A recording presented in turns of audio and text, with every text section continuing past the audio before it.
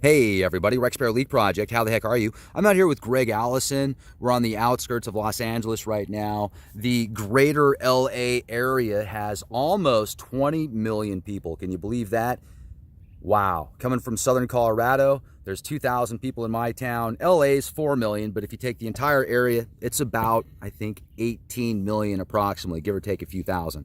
So we're going to talk about what would happen if a event that's talked about similar to those in the Adam and Eve story by Chan Thomas, which was a research essay that was classified for many years, and then recently it has been declassified. You can pick up your own PDF if you go to the cia.gov/vault. So there are some very interesting possibilities that in an area like Los Angeles, I wonder how difficult would it be to even get out of Los Angeles if things got that bad. So we're going to talk about it. And also, I just wanted to say thank you to my friends over at PatriotSunCooker.com. That thing is so cool. It only weighs 2.6 pounds. It's a portable solar heater that's great for water, tea, coffee. It's great for powdered foods, freeze-dried foods. Check it out, PatriotSunCooker.com. Use the code LEAK20, get an extra 20% off. They're great for your bug-out bag. Look at this thing. This is my entire studio right here. Greg's got his studio basically right there. So, Greg, I really appreciate the opportunity, man. It's great to see you. Thanks a lot for being here with me. It's always great, Rex. It's always a party on the Leak Project.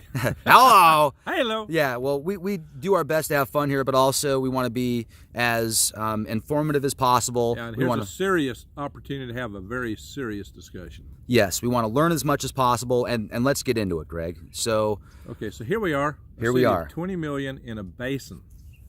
All these people are trapped between mountains all the way around north, east, and south, and ocean to the west. And they have nowhere to go if it gets bad. I mean, for example, in a major earthquake, all these superhighways, all the freeways are going to collapse. If you have the big one hits, you can expect all that stuff to collapse, at least most of it. Enough between that and gridlock of failed vehicles, there's almost no way in and out of LA, practically none. Let me add something to that too. These freeways out here that have all the bridge systems and such, and that are propped up.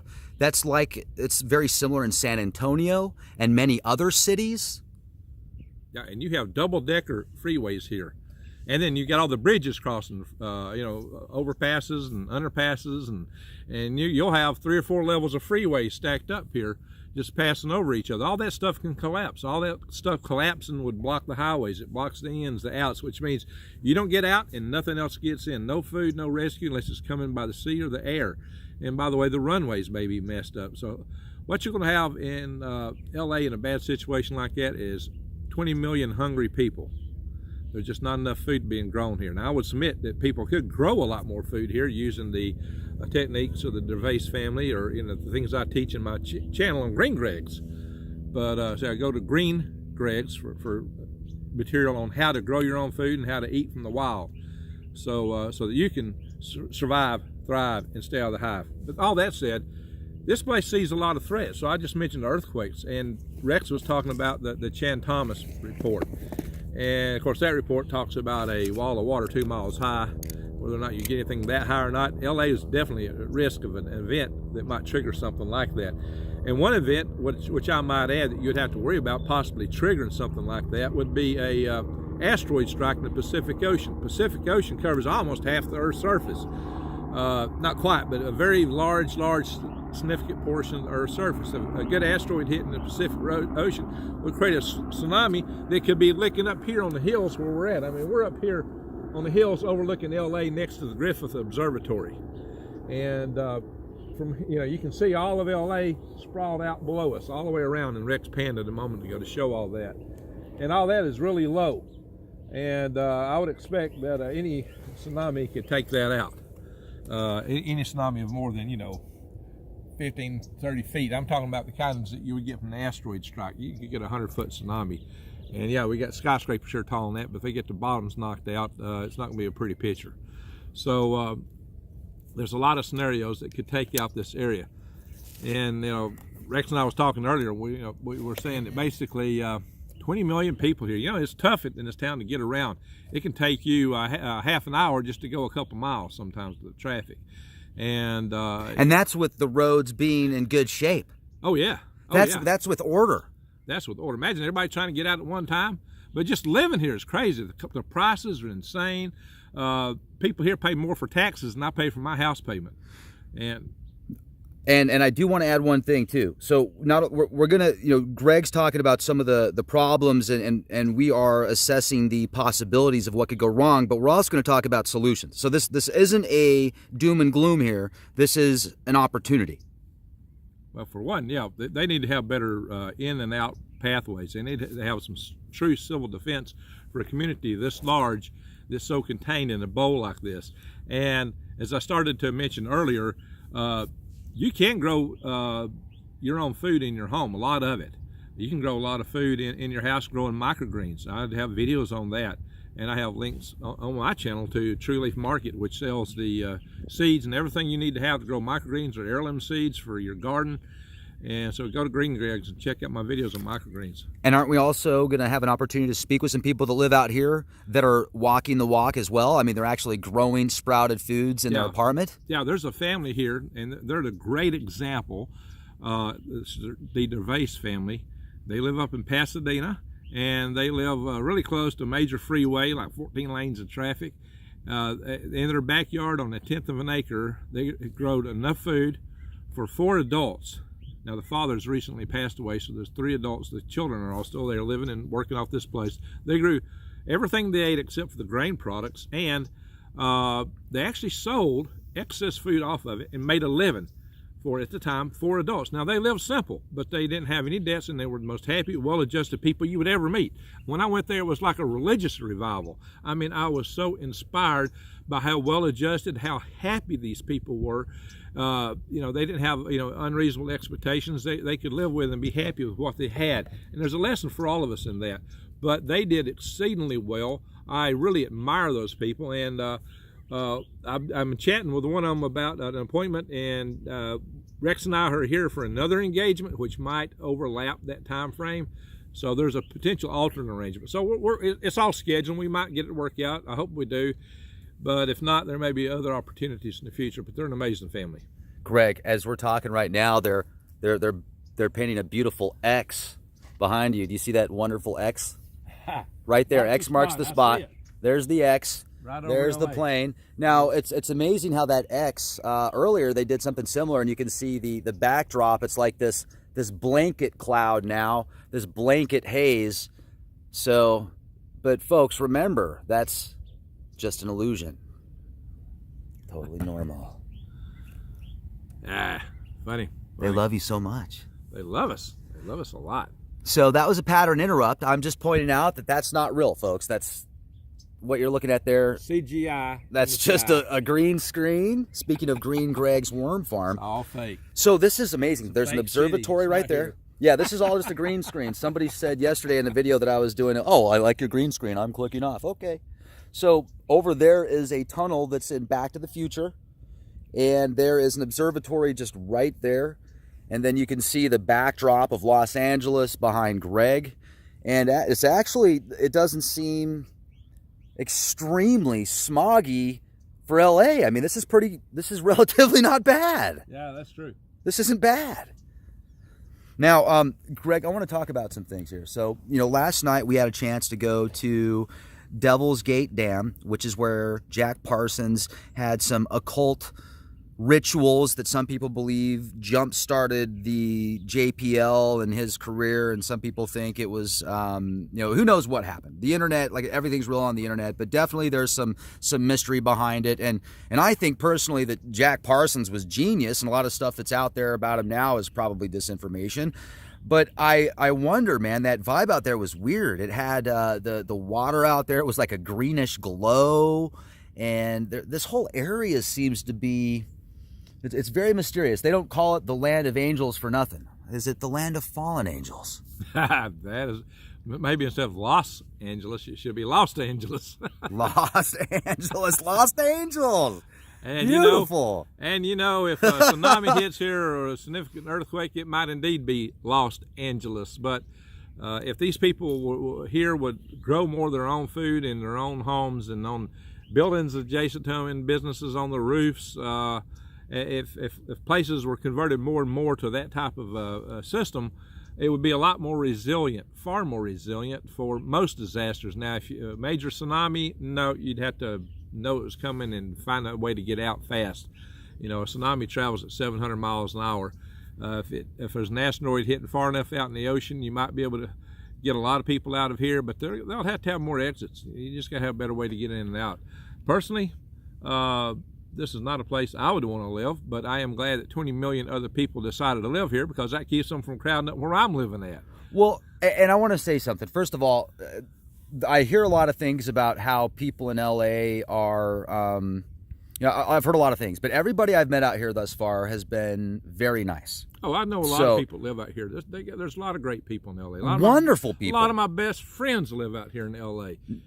Good people, and they've got the reasons for being out here. It just don't fit me. Yeah, I'm not disparaging those people. I want to add to that, and I'd like to ask some questions. So this is, for many people, it's their home, and this is where they're going to stay, no matter what, even if they know about a tidal wave going on. So let's say everybody hears, oh, a tidal wave's coming, I'm gonna stick it out. If that's the case, and you're going to stay here regardless, and something like that was to happen, an apartment complex, or a house, or a condo, how could somebody survive and actually thrive? I mean, would you need to have a network of people on the same street? Would you need to have CB radios? Would you need to have seeds? Would you need to have, like, where do you start? Just some easy, realistic, practical things you could do to make it through. There's a really good book on that topic written by a good friend of mine called Command Sergeant Major Michael Mabey. And it's called the Civil Defense Book. And you'll see that linked on some of my videos. I just did a video about starting a tribe foundations. Filmed it up in Arizona in the high desert.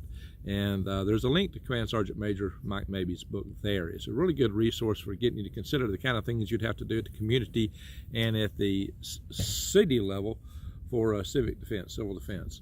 And I do talk in some of my videos about this. What we really need to form groups, community groups, tribes in a sense, where you can. But there's a lot you can do if you can start meeting your neighbors and getting to know them, and work together on what you can do. But you know, you can survive a lot of stuff if you plan properly. Your chances are a lot better than would be without it. And you know, it's buying insurance is all it is. It's just a different form of insurance for your future. And hey, if you got food stocks and you're not, you know, you feel like you got too much, eat them, eat from them. You don't have to go to waste. It don't have to be a waste thing you're doing. You're just investing a little bit to have some excess capability.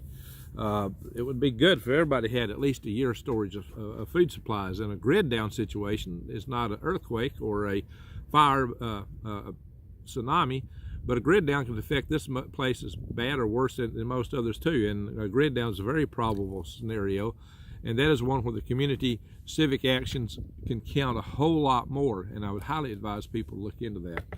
And I'll be covering a lot more of that kind of stuff in the future. I'm going to have a whole lot of guest speakers on my channel in the future talking about grid down. And we know here PG&E loves everybody so much they switch they the fire love off. You.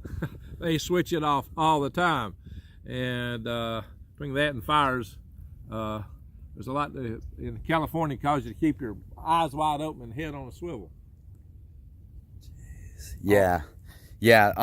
Now, how much is the average energy consumption out here per household? Do you know?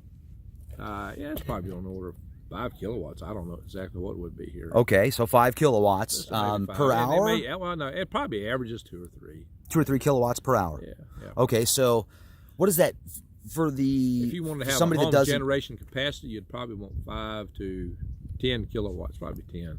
Most home generator systems run about 10 kW. Because even your refrigerator and if you get your refrigerator and your microwave running, or a washer and dryer. So you have duty cycles depending on what you're doing. I mean, sometimes you're doing essentially nothing's running. Then if you've got electric home heat, you know, your refrigerator, coffee maker drawing 10 amps. There's a lot of different things, vacuum cleaners, a lot of different things that's going to draw the power. The main power consumption is heat and hot water.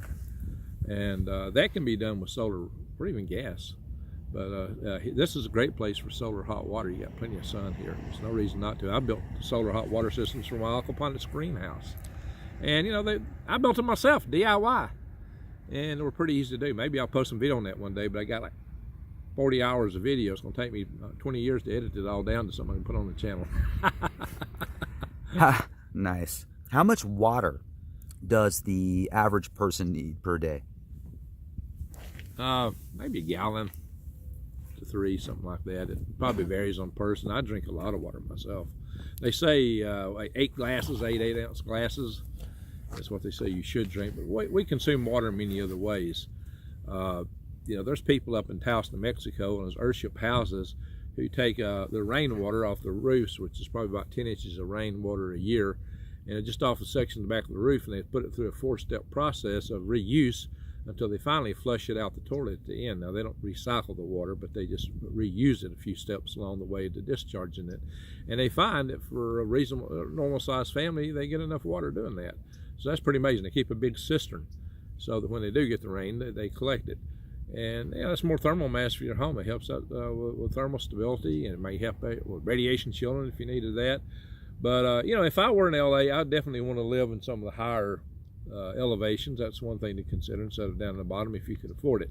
Of course, commute time, prices all factor in, and neither are trivial in this city. Let me ask you a question then. So if there was to be a tidal wave, how high would that wave have to be approximately, in your opinion, to be considered something that could actually cause major damage in the greater Los Angeles area, kind of like what we're looking at behind you here? Well, there's talk about that you get easily 30-meter waves. 30-meter waves is almost 100 foot. That would definitely practically wipe out Los Angeles. If you had a wave like that down here, that most of your area would be gone. I should sit down to Google Earth and look at the altitude map. It's pretty flat down there. And even if you just took out the edge of the city, it would cause so much pandemonium. You wouldn't have to have a wave that size to be a huge catastrophe. If you took out the 405 freeway, for example, I definitely see it going out. It's not that far from the coast, and it's such a main artery in Los Angeles. So if you take out the 405, there's other freeways, but that would really create a huge problem in Los Angeles. But I could see it definitely go much further in. I could see waves that could lap up to the bottom of these hills. If you get a good asteroid strike, it all depends on the size of it too. The frequency of asteroid strikes are believed to be, higher for the smaller objects, but it wouldn't take anything like the dinosaur killer to wipe out a coastal region or the entire coast of the Pacific Ocean, which would totally break down the world's just-in-time supply system and everything. So that would throw us back to the Stone Age almost, just there. And it's almost half the world, the Pacific Ocean, that waterway. So you could easily get something that would come up and take out this city. Greg, yesterday I was out by Malibu, on the outskirts of Malibu, and there was some beaches that were, you could tell one-time road systems and drainage systems that were from erosion just fading away. And even an old facility out there, an old restroom, had been dilapidated and falling apart, that at one point it looks like the state had set up to be a decent structure. And I was looking at that and I was thinking to myself, wow, this is nature at work here. But so many people live on the coast, and you've got that Highway 1 that goes up from California to Canada, I think, pretty much. How long would it take for, if a meteor hit or something bad happened, for just the entire coast to essentially shut down? And to add to that, isn't there a meteorite strike out here that's newer than previously thought, that they dated back further originally? That's just, I think, miles from here. It's not even that far from here. Yeah, we're fighting those all the time, Rex. But the answer to your first question, a tsunami travels at the speed of sound, basically 700 miles an hour. Wow. So, think if one struck, for example, 2,100 miles off the coast of California, you got 3 hours to evacuate this town. Now, see, that's a fair distance out there. It's like the width of the United States or North America. So if one struck the width of North America away, you'd have 3 hours to evacuate Los Angeles. How in the world could you do that? There's no way possible to get all these people out of here, or even the majority of them. You might get, what, maybe 10%? I don't know what it would be, but it would be far shy of the vast majority of people. And as far as up the coast, it would travel up the coast propagating at 700 miles an hour. So the question, Rex, can be answered in just a matter of a few short hours. Jeez. You could take out the entire coastal region worldwide of the Pacific Ocean basin. Now, different coastlines will react with the waves differently according to how the bottom is shaped. But we've seen Bonaichi earthquake that caused such a tsunami in the Indian Ocean that killed over 200,000 people, and it could be a lot worse here. There's so many more people in the Pacific Ocean basin, and it's such a major area of shipping, international trade, and we rely today on so much parts and pieces for everything that we have and build. Even if something you have was not made in any other country, it would contain a lot of components from that country. Yeah. So without the world trade system operating, I mean, if you take out all these ports, you don't get back there anytime soon. I mean, you take out our shipping facilities are massive. It took years, generations to build everything up the way we have it today, and it would be a devastating blow worldwide if we just had an asteroid impact in the Pacific Ocean. Jeez. Just kicking back here, having an opportunity to speak with you, Greg, for 10, 15 minutes that I've been observing this. Look at the skies right now. Just take a look at this. Wow. Look at all the wonderful artwork that they're doing for us. And remember I said, hey, what happens is they do those X patterns, and then you'll see a blanket of nanohaze. It's kind of like a thin sheet of clouds. What are we seeing right here? Interesting. Beautiful. That's beautiful. That's beautiful. I mean, they're doing it because so artistic. They're just showing us how wonderful. Now this is all just completely natural, folks. Totally. No, look at this. It almost looks like look at that one. Look at the shadow on that. Wow, it looks like almost an evacuated zone. There's the evacuation zone. They forgot to fill that spot in the matrix. You got to fill that up, folks. Come on, you're slacking. You gotta talk to the programmers. I gotta bust out the Nikon P1000 next time one of these things fly by and zoom in on the exhaust. Yeah.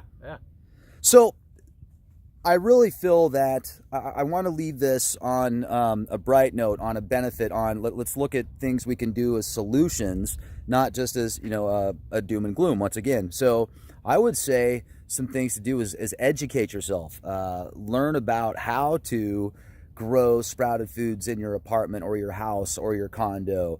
How can you maximize the results that you have right now? What can you realistically do? What can you realistically do right now? You actually can realistically do a lot, especially in that regard. You can grow a lot of food inside your own home with the microgreens. It's amazing what you can grow. And I've heard people say, well, what about seeds? Well, put a pot out on your deck and grow a plant for seeds if you don't want to order them. But yeah, you can make it a sustainable thing, and you don't have to have lights running all the time. In fact, my microgreens, when I sell them from market, they're only on the lights for like 3 days. In fact, they will still grow without the lights. They will just not be as green. And some people actually prefer them that way, like pea shoots. They're called golden shoots when they're not so green. They're still good. They still, the seed metabolizes water and carbon dioxide in the atmosphere. Yeah, carbon dioxide. And they turn it into excellent food. So what starts out with a little bitty seed becomes something nice and edible.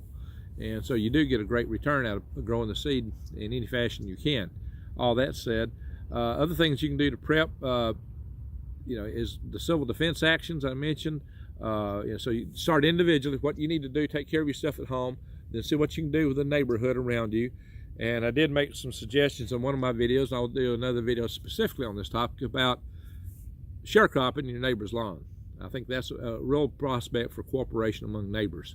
Now, let me jump in on that. So essentially, instead of having a lawn of what fescue grass or Bermuda, fescue, or something like that, you're actually going to have crops. Yeah, exactly. You can do that. And this Gervais family that we hope to see this on this trip, they do that in their backyard. And I have a habitat concept, a brief rec zone, where you do it actually within your home, scale to that same scale. And I'm going to be working on that and doing some more talking about that in the very near future. So that kind of home would be very resilient too. It's a habitat you can make a living out of and grow your food out of and live in, work from. It's an amazing concept. It really takes down a lot of the needs for infrastructure. It makes people quite a bit more independent. So the other thing is that if you're already worried about a tsunami and the wave, that's the hardest thing to deal with. I mean, you know, having stuff in your pantry is not going to save you from water crashing 30 feet over your house. You got to have a way out. Is the best thing. If not that, it might be possible that you could have some kind of pod in your backyard. I was about to ask you about. That's exactly what I was going to ask you. If you could have a pod, maybe some of us need to work on this one with a pressure door that you could seal like a little miniature submarine, and strap yourself in with, and it's going to have blankets all around the edge and everything else, because it's going to be a rough ride. You're going to be kicked around every way you can imagine by the turbulent waters, but it might be possible to survive in a pod in your backyard. If you know a wave's coming, just go jump in it, cross your fingers, and pray to the higher powers and see what happens. A pod.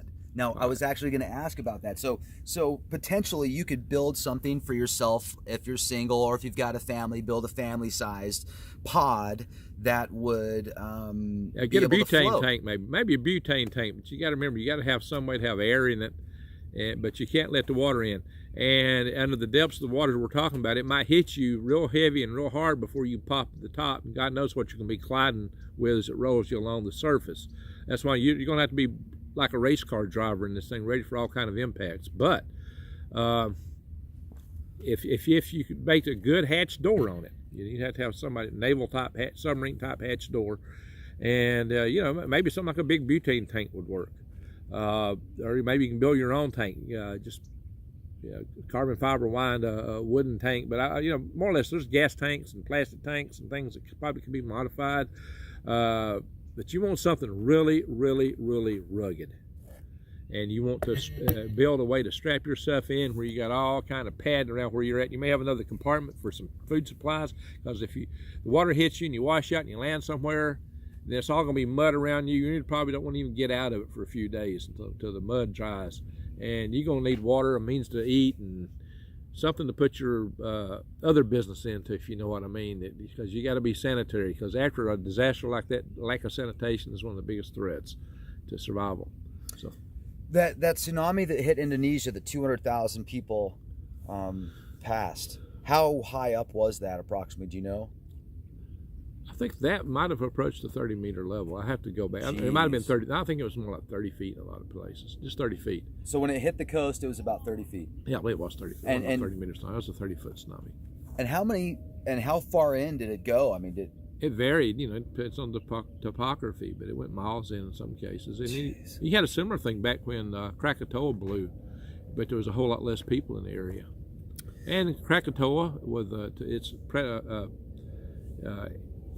new child called Anak Krakatoa, which I think is the son of Krakatoa, or I'm not an Indonesian, so forgive me if I butcher the actual naming, but it's growing very steadily, and some people think that there might be enough magma in the magma chamber there to do the same kind of thing again. It's where 3 plates are converging in Indonesia, and so it's a place of good buildup of silica magma down below.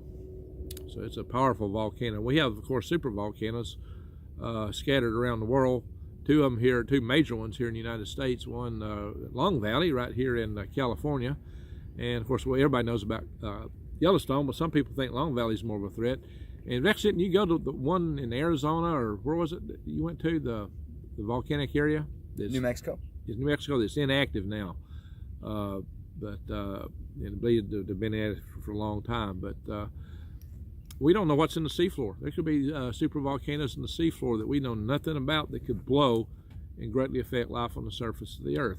It's thought that one in Indonesia, Toba, went off 72,000 years ago and took the human population down to maybe 2,000 individuals.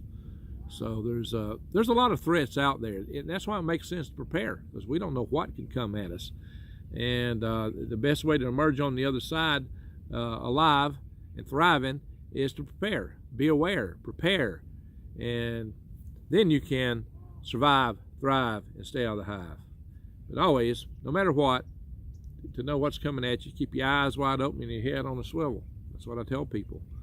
And I do try to help people to understand that. That's why on my channel I cover divergent topics, and some people don't like that. I'll talk about China, I'll talk about Iran, I'll talk about Iraq. What does that mean to us? What could happen there that could affect us here in the United States in regards to prepping? And it usually ties into what it can do to the power grid. I don't really try to judge the peoples in any of these places, because I always maintain that any place you go in the world, you're going to find good people. Plenty of them right here in LA. Good people anywhere you go. It's a matter of the governments and organizations that have their own agendas that pit us all against each other, and that's the problem that we have today.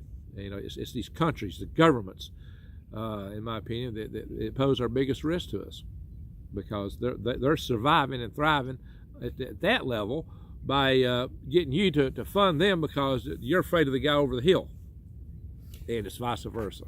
Well, or maybe you're expansive and you want to take the guy over the hill. It seems as if it's the tactics of you know, us against them, and a lot of people are starting to wake up and realize that so much of it is illusion.